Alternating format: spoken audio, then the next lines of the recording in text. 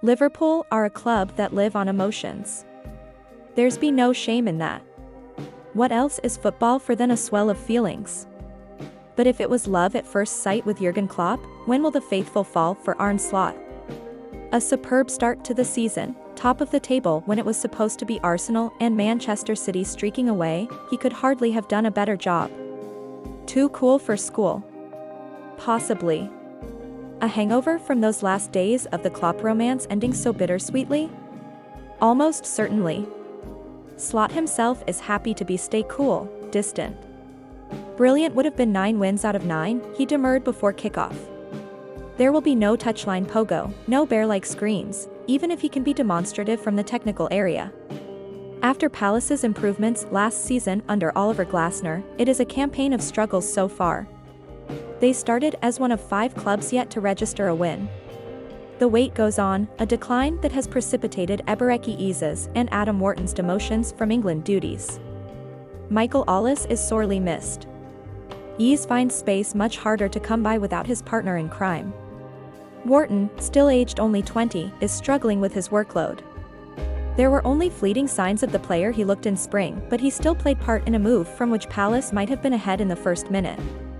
Wharton played in Ismaila Sarr, only for Eddie Nketiah to trigger the offside trap.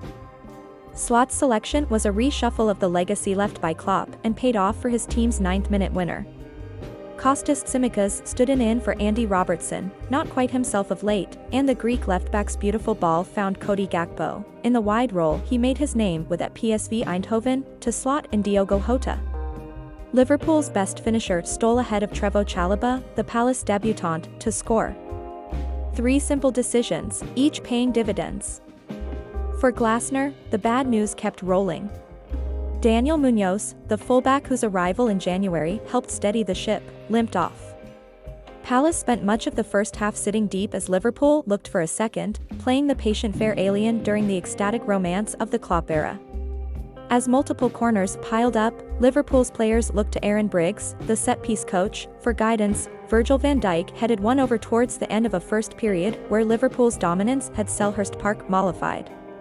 Ryan Gravenberch, repurposed midfield stroller, is the most obvious regeneration under Slot, but until some desperate and effective defending in the latter stages, the rest exhibit an organization often surrendered by the previous incumbent.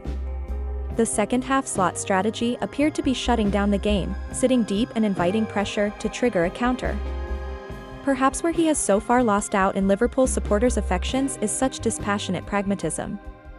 Glasner rejigged, replacing Wharton with Will Hughes and Jean-Philippe Mateta joining the attack. The Frenchman immediately set up Nketiah for a poked hit that a sprawling Alisson saved well as Palace, at last, began to bubble. Still, Jota ought to have closed the contest.